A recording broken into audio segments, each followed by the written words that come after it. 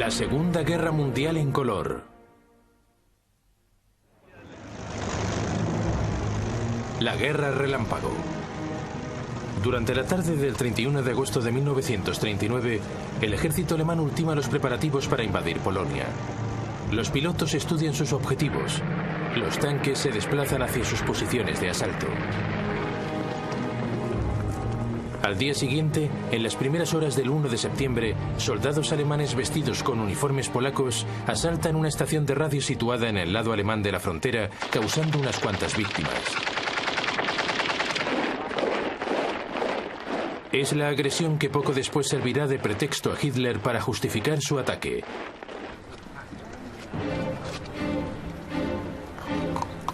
A las 8 de la mañana, las tropas alemanas penetran a través de la frontera polaca y las fuerzas motorizadas avanzan con velocidad.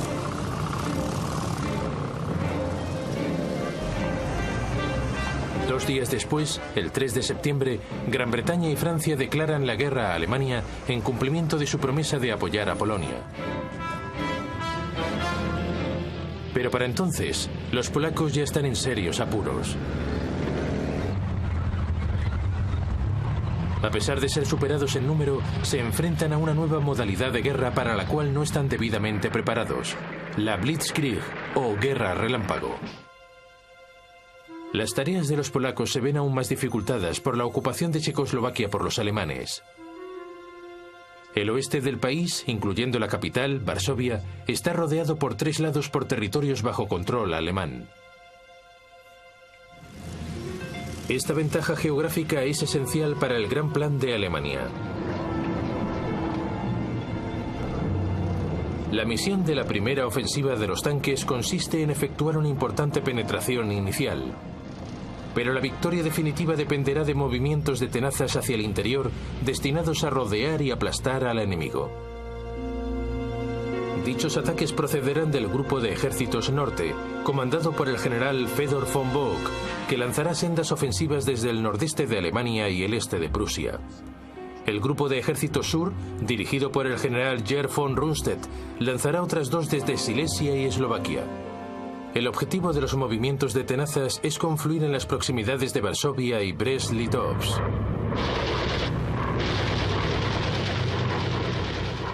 Desde el principio todo marcha sobre ruedas para los alemanes.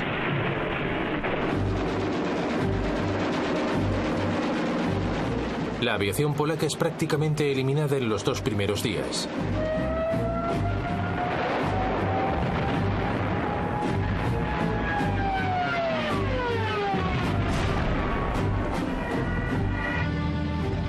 Los tanques se abren camino y avanzan hacia el interior.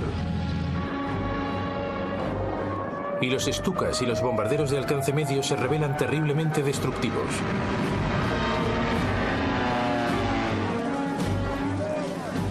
Los polacos son fraccionados y acorralados en reductos donde la mayoría serán hechos prisioneros.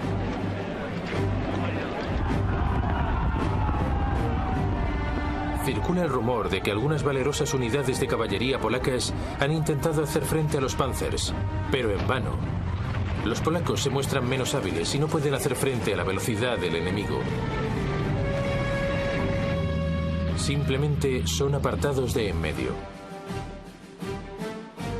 El 8 de septiembre, los movimientos de tenazas se encuentran y las tropas alemanas se avanzan en las afueras de Varsovia. El 17 de septiembre, los otros movimientos de tenaza coinciden en Brest-Litovsk.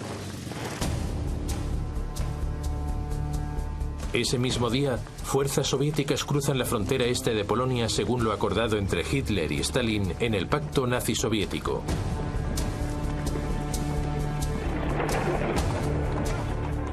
El ejército polaco se bate en retirada. El gobierno abandona el país. Pero Varsovia sigue luchando.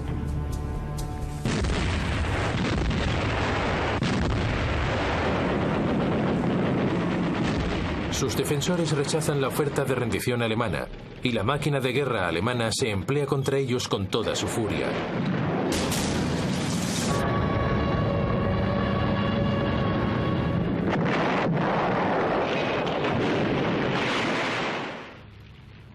Observándolo todo está Adolf Hitler, que ha seguido de cerca a su ejército conquistador. El 27 de septiembre, Varsovia se rinde. Al día siguiente, los dos vencedores, Alemania y Rusia, se reparten Polonia de acuerdo con el pacto nazi-soviético. La Unión Soviética se anexiona poco más de la mitad este del país. Alemania se queda con el resto. Ambos regímenes comienzan a hostigar a cualquiera que pueda representar un peligro en el futuro. Muchas personas son asesinadas. Y por primera vez, los alemanes revelan cómo se las gastarán con los pueblos del este de Europa que consideran inferiores.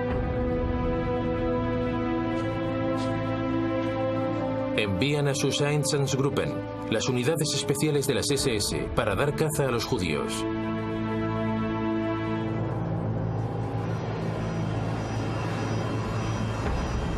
La mayoría son constreñidos en guetos en las ciudades más grandes, donde morirán de inanición. Otros son ejecutados en el acto.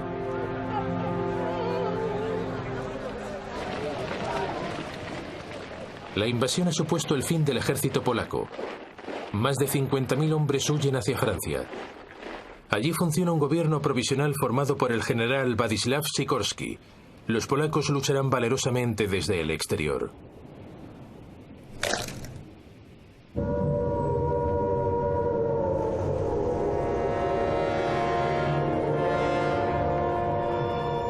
En Gran Bretaña, las sirenas antiaéreas suenan pocos minutos después de que el primer ministro, Neville Chamberlain, anuncie que las hostilidades se han iniciado. En realidad, a pesar de las promesas de sus políticos de defender la soberanía polaca, Gran Bretaña y Francia han hecho bien poca cosa para ayudar a Polonia. Tal como Hitler calculaba, no saben cómo proceder una vez declarada una guerra real. Ambos países han comenzado a movilizarse. Se habilitan protecciones contra ataques aéreos a marchas forzadas. En las principales ciudades se instalan cañones antiaéreos y se construyen refugios. Enseguida los niños son evacuados. Todos deben llevar máscaras antigas y la ciudad es oscurecida para dificultar su visibilidad. El ejército británico comienza a desplegar los 100.000 efectivos de su poderosa fuerza expedicionaria hacia el norte de Francia.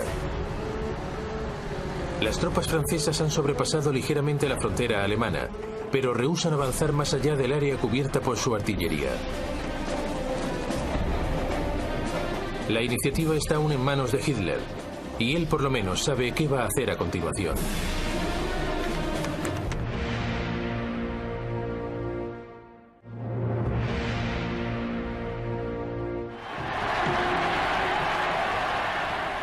La Blitzkrieg contra Polonia ha supuesto un éxito clamoroso para Adolf Hitler.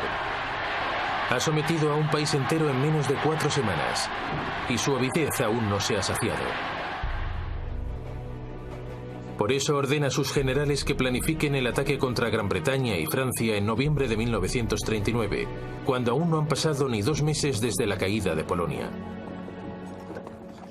Su Estado Mayor se echa las manos a la cabeza. El grueso del ejército alemán se encuentra aún en el este, fuera del país, y ahora debe desplazarse hacia el oeste. Y eso después de haber padecido importantes bajas durante la campaña de Polonia. Allí ha habido alguna que otra lección que aprender. Los cañones antitanques polacos han destruido el equivalente a una división ligera Panzer. La cuarta parte de los aviones empleados se ha perdido. Los Panzers eran demasiado ligeros y no demasiado fiables. Con frecuencia se veían rebasados por sus columnas de suministro y por la infantería que avanzaba. De mala gana y después de encendidas discusiones, Hitler consiente en esperar hasta la próxima primavera. La Marina alemana sigue aún ocupada en un ambicioso programa de reconversión que no concluirá hasta 1948. El comandante de su división submarina, el almirante Karl Dönitz, planea cortar las rutas de suministro británicas a lo largo del Atlántico. Para ello necesita 300 submarinos transatlánticos, pero no tiene más que 38. Con todo, Dönitz se asegura de que todos los submarinos disponibles se encuentren en el mar el día 3 de septiembre, el primer día de guerra contra Gran Bretaña. Esa tarde, al ser confundido con un barco mercante, el submarino U-30 hunde el transatlántico Athenia sin previa advertencia.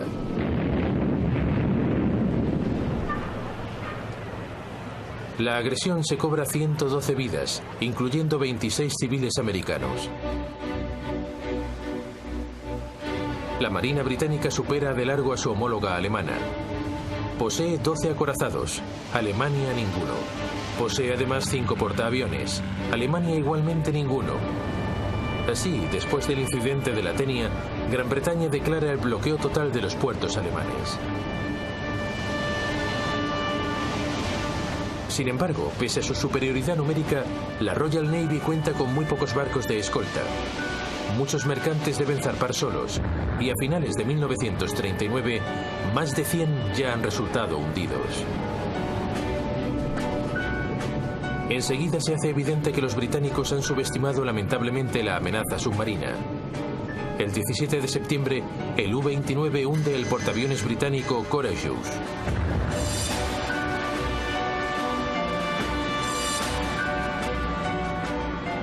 El 14 de octubre, el acorazado Royal Oak es hundido cuando el U-47 se desliza a través de las defensas de la base de la flota principal británica en Scapa Flow, en las Islas Órcadas. Entretanto, también la pequeña flota de superficie alemana es movilizada contra las rutas marítimas enemigas. El 22 de noviembre, los cruceros de combate Scharnhorst y Genesau interceptan un convoy en el Mar del Norte.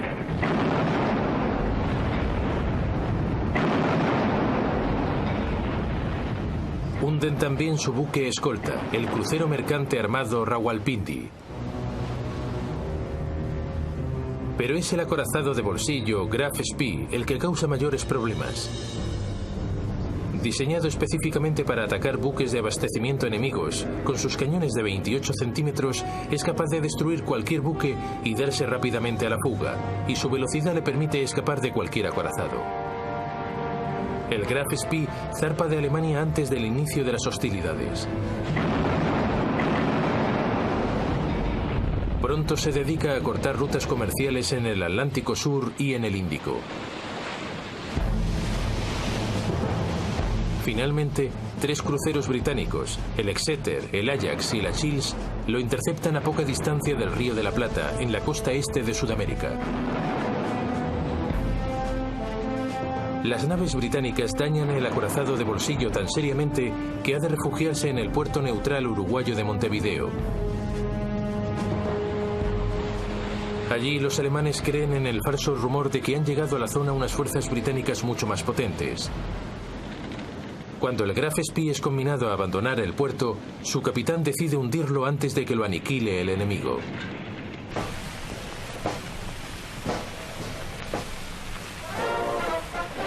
De regreso a Gran Bretaña, los marinos de la Royal Navy son recibidos como héroes. Pero se trata del único éxito claro celebrado por los ejércitos de Gran Bretaña y Alemania durante el invierno de 1939. Por lo demás, a principios de 1940, la guerra está calmada. Ambos bandos no hacen gran cosa durante el invierno, salvo patrullar, adiestrarse e intentar entrar en calor, ya que ese invierno es particularmente frío. Un periodista americano la denomina la guerra de broma, en alemán, Sitzkrieg.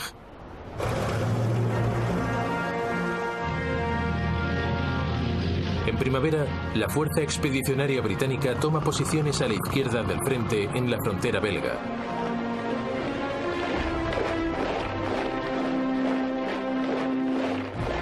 Pero es superada de largo por sus aliados franceses.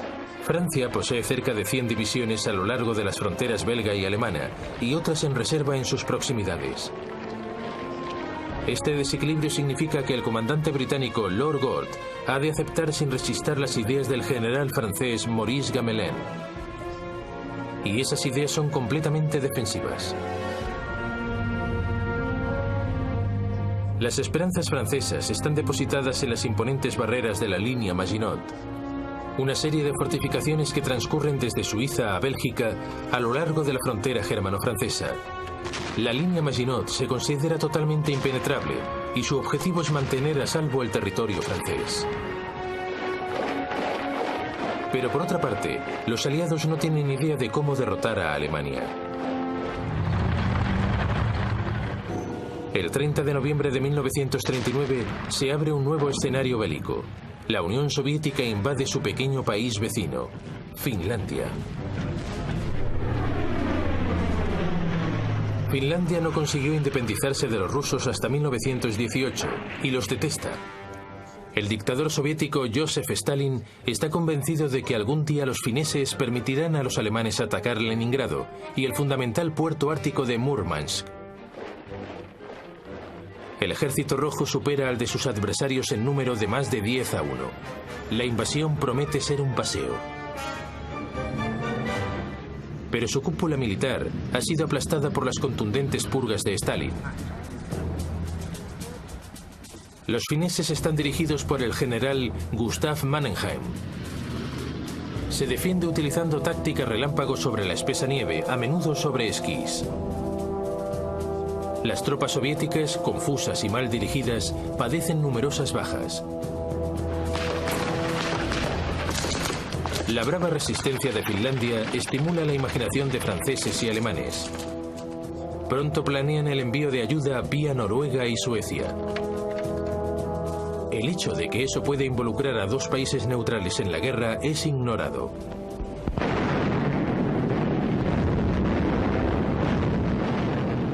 Pero una nueva ofensiva soviética a principios de febrero rompe la línea defensiva finesa. A primeros de marzo, los fineses han de ceder territorio a Stalin. También Hitler ha comenzado a mostrar interés por Escandinavia. La máquina de guerra nazi precisa del mineral de hierro procedente de Suecia. En los meses de invierno, la única manera de que llegue a Alemania es a través del puerto noruego de Narvik. Si los aliados desembarcan en Noruega, esa vía de abastecimiento esencial podría verse interrumpida. Por eso ordena planificar la invasión de Noruega. Dinamarca, que queda en medio, también habrá de ser ocupada. El escenario noruego se calienta el 16 de febrero de 1940. El destructor británico Cossack aborda el barco de abastecimiento alemán Almark en un fiordo noruego a fin de liberar prisioneros. Más adelante, el 9 de abril, las tropas alemanas comienzan a desembarcar en 5 puertos: Oslo, Kristiansand, Bergen, Trondheim y Narvik.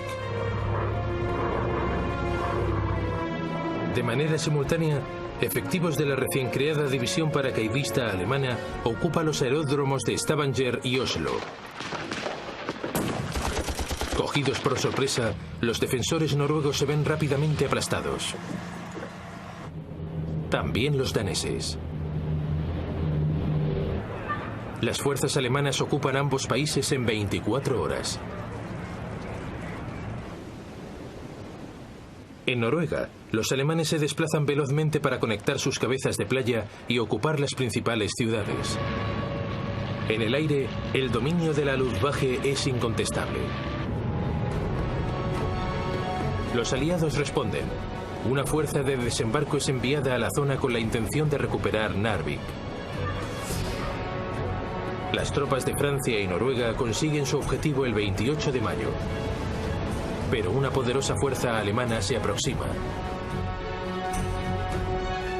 6 semanas después, los aliados abandonan Noruega a su suerte.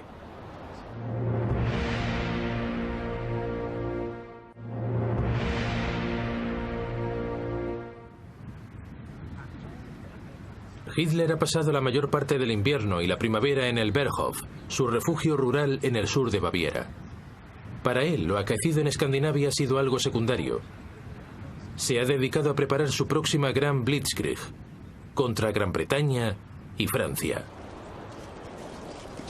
El primer plan que le sugieren sus generales le resulta familiar. Los alemanes penetrarían en Bélgica para girar desde allí hacia París. Es una repetición del Plan Schlieffen, utilizado por los alemanes al inicio de la Primera Guerra Mundial. Los aliados cuentan con ello, y su principal discusión estratégica consiste en cómo prepararse para neutralizarlo. Cuando los alemanes ataquen, los aliados planean que sus fuerzas situadas al oeste de la línea Maginot penetren en Bélgica para frenar al enemigo en la línea más corta y defendible formada por los ríos Dil y Mosa. El 10 de enero de 1940, un avión de enlace alemán pierde su rumbo y se estrella en Bélgica. En su interior se encuentra una copia del plan alemán. Eso convence a los aliados de que su plan Dil ha de funcionar y despliegan sus efectivos en consecuencia. Por desgracia, el mismo incidente induce a los alemanes a cambiar por completo de planes. El estratega principal, el general Erich von Manstein, siempre ha considerado el plan original poco imaginativo. Le preocupa que las tropas alemanas pudieran quedar empantanadas como en la Primera Guerra Mundial y que su país acabara derrotado tras una lucha interminable. Por eso propone a Hitler que la ofensiva principal se desarrolle en la zona en que termina la línea Maginot, donde los aliados verían más vulnerables cuando sus ejércitos situados en el oeste avanzaran. La práctica totalidad de los tanques alemanes se reuniría frente a las Ardenas, al sudeste de Bélgica. Los aliados consideran esta zona abrupta y boscosa poco menos que infranqueable para los tanques, por cuyo motivo no se han preocupado en exceso de defenderla. El plan consiste en reubicarse detrás de los ejércitos aliados que se habrán adentrado en Bélgica. Así podrán cortarles el paso, y todas las fuerzas situadas en la línea Maginot serán sobrepasadas. Es una estrategia arriesgada. Las unidades blindadas alemanas pueden quedarse atascadas en el bosque, pero a Hitler le gusta. Así pues, las fuerzas alemanas reorganizan sus posiciones sin el conocimiento de los aliados. Mientras tanto, los aliados se preparan para su prolongada guerra defensiva.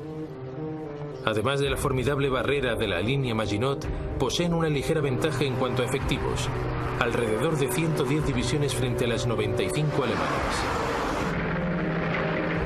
Y también en cuanto a vehículos blindados, unos 3.000 contra los 2.700 del ejército alemán. Los franceses poseen también los mejores tanques. Sus Char B de 32 toneladas disponen de dos cañones de 75 y 47 milímetros. Su desventaja es que el cañón principal está montado en el casco, con lo que se hace difícil apuntar. El segundo cañón se encuentra en una torreta monoplaza en la cual el tripulante ha de controlar el tanque y a la vez dirigir el cañón. En contraposición, el último modelo alemán, el Panzer Mark IV de 17 toneladas, dispone de un cañón de 75 milímetros en una espaciosa torreta para 3 personas, de manera que sus tripulantes pueden trabajar en equipo, pero solo hay un centenar de vehículos disponibles. Los demás tanques principales franceses poseen también cañones comparables a los de los alemanes, pero su torreta es igualmente monoplaza.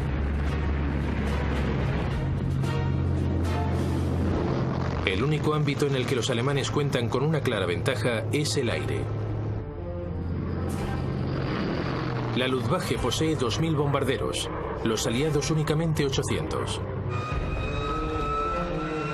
La Luftwaffe dispone de 4.000 aviones de combate, incluyendo el ultramoderno Messerschmitt Bf-109. Deberán enfrentarse a tan solo 2.500 aviones bastante más antiguos. La aviación británica dispone de unos 800 sofisticados cazas Spitfire y Hurricane, pero los mantiene reservados para la defensa interna. El 10 de mayo de 1940, Winston Churchill se convierte en primer ministro del Reino Unido. No podía haber elegido un día peor, pues es la fecha en que Hitler decide lanzar su Blitzkrieg contra Francia y Gran Bretaña. Al amanecer, una división aerotransportada alemana cae en paracaídas sobre Holanda para ocupar puentes y campos de aviación. Simultáneamente, la sólida fortaleza belga de Eban-Emael es asaltada. Zapadores paracaidistas se lanzan sobre sus cúpulas desde los planeadores alemanes. Rápidamente, inhabilitan los cañones. Mientras tanto, la Luftwaffe ataca bases aéreas en Holanda y Bélgica. A continuación, las barreras fronterizas son apartadas. Y el grupo de ejércitos B de Hitler, comandado por el general Fedor von Bock, se adentra en Holanda y Bélgica. Conforme a lo planeado, los ejércitos británicos y francés situados a lo largo de la frontera belga avanzan hacia su nueva línea defensiva a lo largo de los ríos Dyle y Mosa. Pero ninguno de los comandantes aliados parece haber advertido que el grupo de ejércitos A de los alemanes, que posee la mayoría de los Panzers, después de haber apartado a las tropas fronterizas belgas, han comenzado a penetrar en las colinas y bosques de las Ardenas.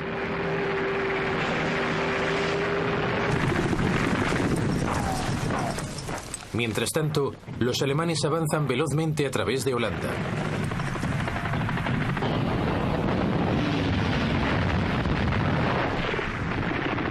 El obsoleto ejército holandés no puede hacer frente a la ultramoderna máquina de guerra alemana y padece los continuos ataques aéreos de la Luftwaffe, que surca los cielos sin oposición. El 14 de mayo, los alemanes exigen la entrega del puerto de Rotterdam. Una nutrida fuerza de bombarderos alemanes despega mientras los holandeses aún titubean. Cuando ya están volando, los holandeses acuerdan entregar la ciudad, pero al parecer ningún aviso de retirada llega a los bombarderos.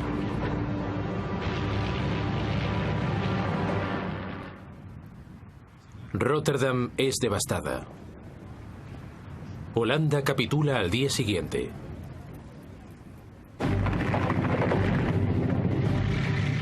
Llega más tarde una noticia que cae como un jarro de agua fría.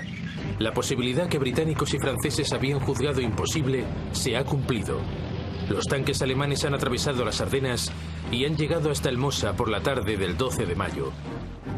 Entre los primeros en llegar a Sedan, al norte de la línea Maginot, se encuentran los hombres del 19º Cuerpo Panzer, dirigido por el general Heinz Guderian, que acaba de salir victorioso de Polonia.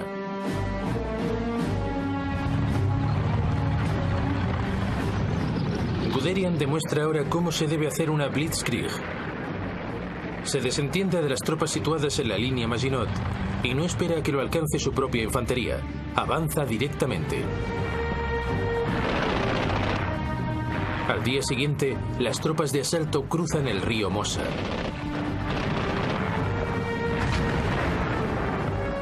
Los zapadores comienzan a construir puentes para las unidades blindadas pese al intenso fuego francés.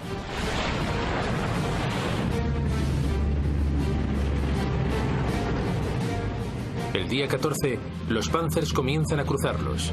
Esa tarde, la cabeza de puente de Guderian se encuentra a casi 13 kilómetros y se han realizado nuevos cruces en Montherm y Dinant. Las tropas francesas, inmovilizadas en la línea Maginot, se ven impotentes para intervenir. Los bombarderos aliados lanzan ataques desesperados para destruir los puentes alemanes.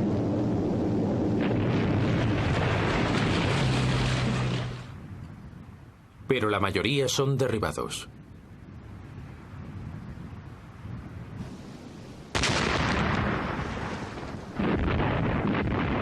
Todo el rato, las artillerías alemanas bombardeaban las defensas francesas mientras los Stukas se lanzaban en picado. Justo 3 días después de haberse iniciado el ataque, la resistencia francesa alrededor de Sedan se viene abajo. Los Panzers de Guderian se desplazan veloces hacia el oeste. Al anochecer han avanzado más de 60 kilómetros en pos del grupo de ejércitos aliados norte. Estos se han mantenido firmes en la línea de Dyle, pero ahora el comandante en jefe francés, el general Gamelin, advierte que están a punto de quedar rodeados y les ordena replegarse. Esta repentina decisión de retirarse desconcierta a las tropas aliadas, que ignoran por completo lo que está ocurriendo detrás de ellas. El repliegue se ve dificultado por una creciente avalancha de refugiados que obstruyen las carreteras. Ese mismo día, el primer ministro francés, Paul Reynaud, telefonea a Churchill. «Nos han derrotado. Hemos perdido la batalla», le dice. Ahora parece que nada puede frenar a Guderian, que se adentra cada vez más en territorio francés. El día 19, sus unidades punteras ya han sobrepasado Peronne. El día 20, tras una extraordinaria carrera de 90 kilómetros, Amiens es ocupada a la hora del almuerzo. Abbeville, a solo 22 kilómetros del Canal de la Mancha, es ocupada a las 9 de la noche. Y a medianoche, un batallón de la segunda división Panzer llega a la costa de Noyelles. Los alemanes han dividido en dos el frente aliado. Ahora todo depende de si serán capaces de defender ese largo pasillo o de si los aliados podrán contraatacar con éxito.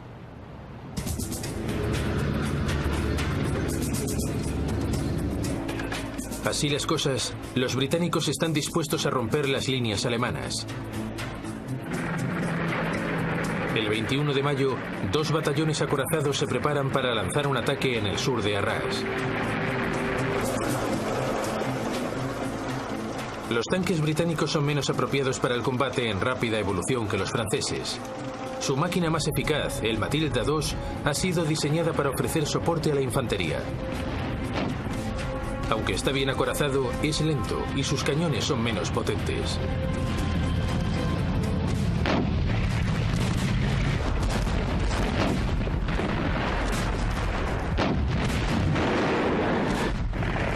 Los alemanes no tienen excesivos problemas para repeler el ataque.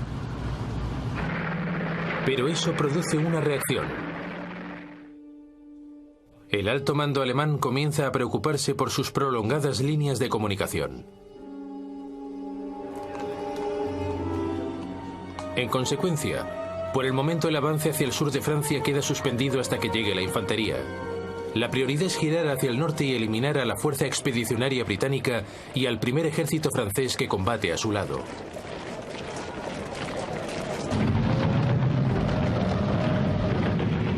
El 22 de mayo, Guderian y los Panzers inician su ofensiva para destruir los ejércitos aliados. Estos se retiran hacia los puertos de Boulogne, Calais y Dunkirk, pero quedan atrapados. El 23 de mayo, el general Alan Brooke, comandante del segundo cuerpo británico, escribe: "Nada excepto un milagro puede salvar a la fuerza expedicionaria británica". 2 días después, los alemanes ocupan Boulogne.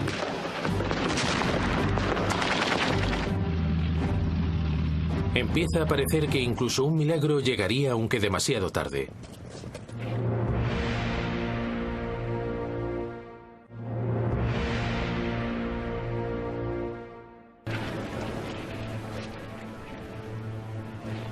El 25 de mayo de 1940, la situación de la Fuerza Expedicionaria Británica y del primer ejército francés es desesperada. El puerto de Boulogne ha sido invadido. Las tropas alemanas han aislado Calais. Los británicos se han visto obligados a regresar al puerto de Dunkirk. Lord Gord, el comandante británico, notifica a su gobierno que la única esperanza de salvar ni que sea una fracción de sus tropas consiste en organizar una evacuación por mar. Pero cuando los bombarderos en picado comienzan a silbar y los Panzers se preparan para el asalto final, la evacuación se antoja una esperanza vana. Los británicos prevén que Dunkirk será tomada en un solo día. Sin embargo, los británicos ignoran que Hitler y el alto mando alemán han tomado una decisión que los salvará de la aniquilación total.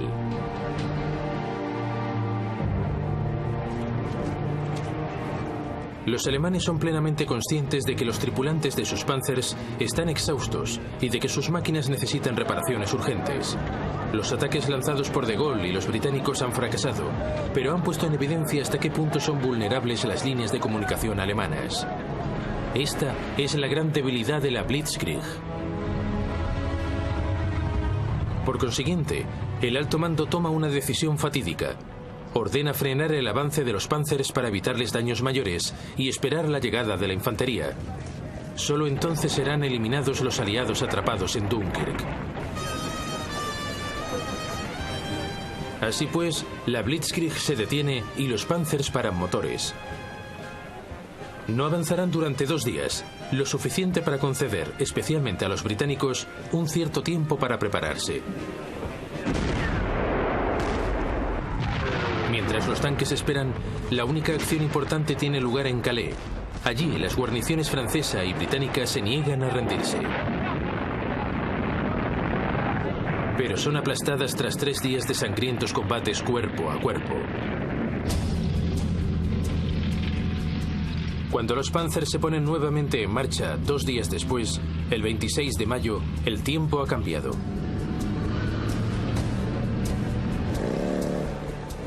Los alemanes quedan atascados a causa de la intensa lluvia, concediendo así un tiempo suplementario a los aliados. Así las cosas, el 26 de mayo a las 7:57 horas, el vicealmirante Bertram Ramsay, oficial superior de la Marina, recibe la señal para poner en marcha la operación Dinamo.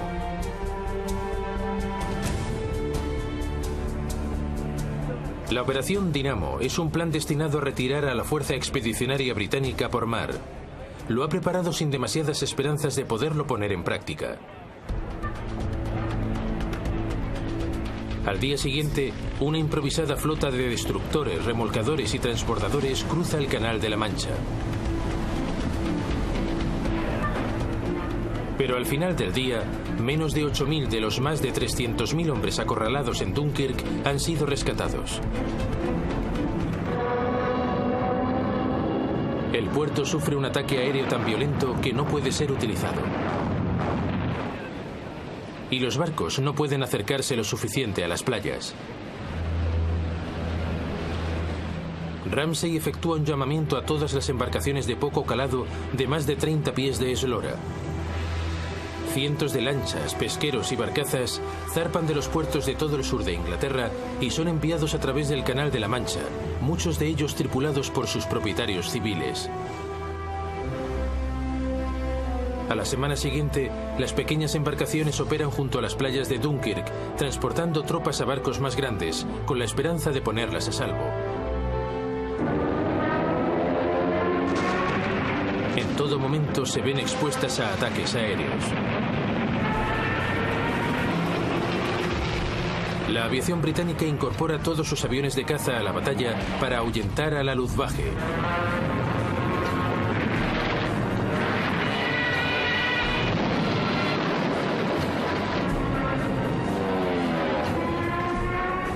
Aún así, 7 destructores franceses y otros 7 británicos son hundidos junto a 24 buques de guerra de menor tamaño. La cuarta parte de las 665 pequeñas embarcaciones nunca regresará a casa. Pero cuando la evacuación concluye, el día 4 de junio, más de 300.000 hombres, el 41% de los cuales franceses, han sido rescatados.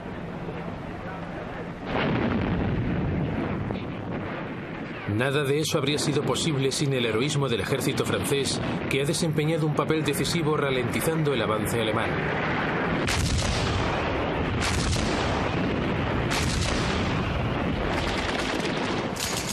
La retaguardia francesa no abandona sus posiciones alrededor de Dunkirk hasta que los últimos barcos se alejan de las playas. Un oficial británico compara el episodio a la resistencia final de los espartanos en las Termópilas. Con todo, el ejército británico ha perdido la mayoría de sus armas pesadas. No volverá a estar en condiciones de luchar contra los alemanes durante un largo tiempo. Francia continúa luchando, aunque ha perdido más de la mitad de su ejército. Los alemanes, en cambio, disponen de 92 divisiones, incluyendo montones de unidades blindadas. El 5 de junio por la mañana, un breve bombardeo inicia la destrucción final de Francia.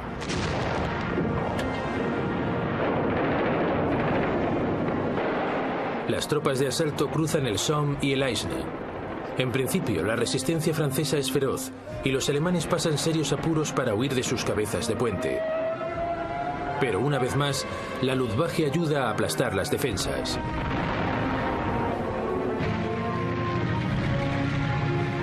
Pronto los Panzers se abren camino hacia el sur y el goteo de las tropas francesas que se rinden se convierte en una riada.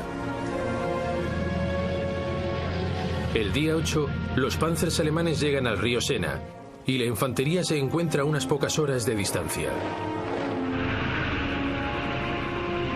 Una vez cruzado el río, los alemanes se abren en abanico hacia el interior del país. El día 14, el ejército alemán desfila en París.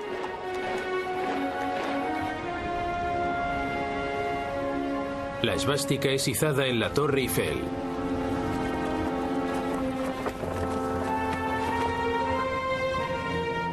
Hitler ha conseguido la presa que se le escapó al Kaiser en 1914. Los parisinos no pueden más que mirar perplejos y horrorizados. Durante el período del colapso francés, Winston Churchill efectúa 3 visitas a Francia para intentar levantar la moral de la resistencia francesa. El 16 de julio incluso ofrece a Paul Reynaud una unión con Gran Bretaña si Francia continúa luchando. Pero es demasiado tarde. El gabinete de Reynaud rechaza la propuesta y el primer ministro dimite esa misma tarde. Es sucedido por el mariscal Philippe Pétain, que de inmediato pide a los alemanes un armisticio.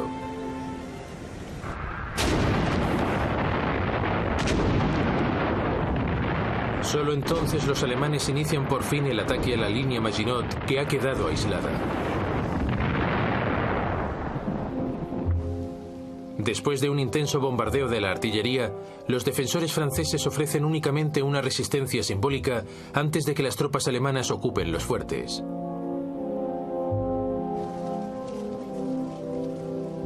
El 21 de junio, Hitler llega a Compiègne, donde se guarda el vagón de tren en el que los alemanes firmaron el armisticio en 1918. Cuando una delegación francesa entra en el vagón, Hitler les expone sus condiciones y se va. Los franceses insisten en consultar a su gobierno, pero al día siguiente les es comunicado que de no firmar de inmediato, los Panzers volverán a rodar. Así pues, firman y la humillación de Francia es completa.